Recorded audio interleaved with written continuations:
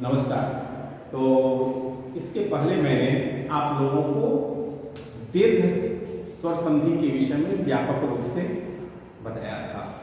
अब संधि का जो दूसरा भेद है वो गुण स्वर संधि और वृद्धि संधि। आज के वीडियो में मैं गुण स्वर संधि के विषय में बताऊंगा और वृद्धि स्वर संधि दोनों के विषय में बताऊंगा, क्योंकि दोनों में सूक्ष्म अंतर है, तो इसलिए दोनों को एक साथ आज हम बताएंगे। तो सबसे पहले आइए गुण स्वर संधि के विषय में बताते हैं कि गुण स्वर संधि है क्या। गुण स्वर संधि का नियम है। नियम यह है कि यदि पदांत और आ के बाद ह्रस्व या दीर्घ ई उ री आए तो दोनों के स्थान पर क्रमशः ए ओ अर हो जाता है। अर्थात दूसरे शब्दों में कहें, यदि अ आ के बाद ई हो या ई ह्रस्व या दीर्घ ई हो तो दोनों के स्थान पर ए होगा।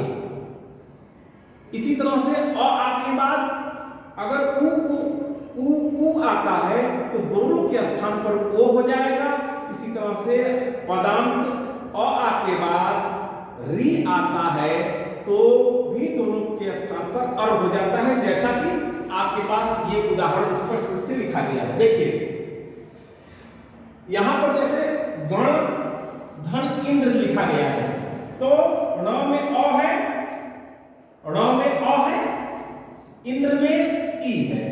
जैसा कि बताया, यदि अ आ के बाद ई आएगा तो दोनों स्थिति में ए होगा, क्योंकि अ के बाद में ई आ रहा है तो क्या होगा, ए हो जाएगा। इसलिए यहां पर गणेंद्र हो गया है। इसी तरह से गणेश, गण धन ईश, गणेश हो जाएगा। दूसरा उदाहरण है महाधन ईश,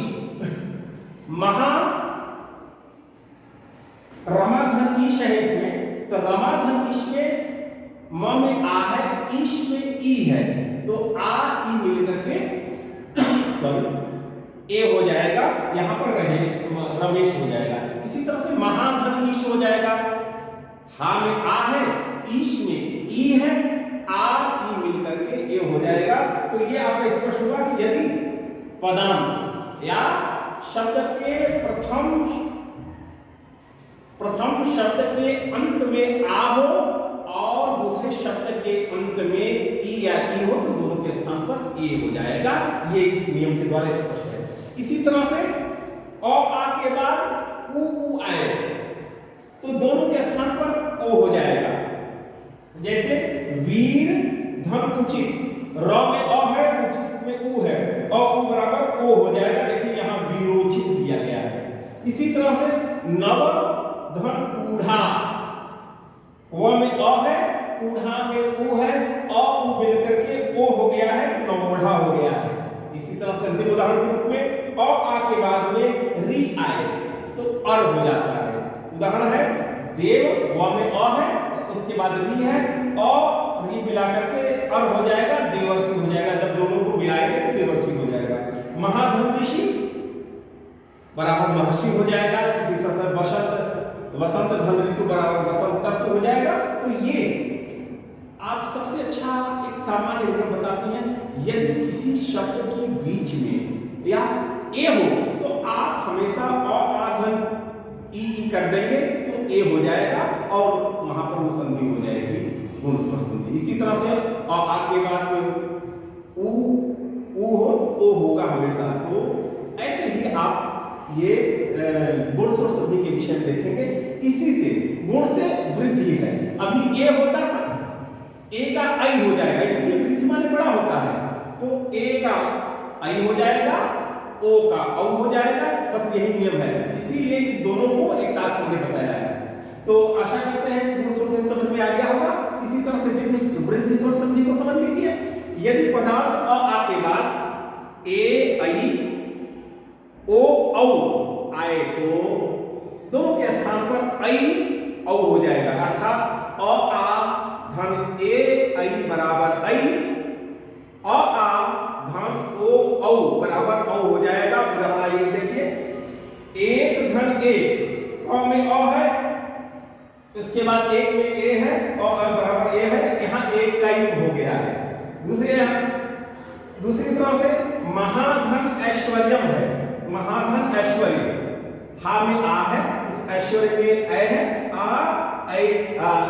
ए बराबर ए बराबर ए हो जाएगा। ये स्पष्ट रूप से यहाँ ये ए हो जाएगा, आ धन ए बराबर ए हो जाएगा, यहाँ पर भी महेश्वरी हो जाएगा। उसी तरह से आ धन ओ बराबर ओ होगा, जैसे जल धन ओघा बराबर जलौघा हो जाएगा। यहाँ जल में अ है, ओ में ओ है, ओ बराबर ओ हमेशा होगा, यहाँ पर जलौघा देखिए हो गया है। महाधन औदार्य है, महा में आ है, औदार्य में औ है, औ बराबर औ हो गया है, महोदार्य हो गया है। तो ये सामान्य रूप से गुण स्वर संधि और वृद्धि स्वर संधि का नियम है। इसी तरह से सामान्य रूप से आप इसको देख लेंगे। आशा करते हैं कि आपको गुण और वृद्धि संधि समझ में आ गया होगा। एक बार पुनः मिलेंगे। बहुत बहुत धन्यवाद।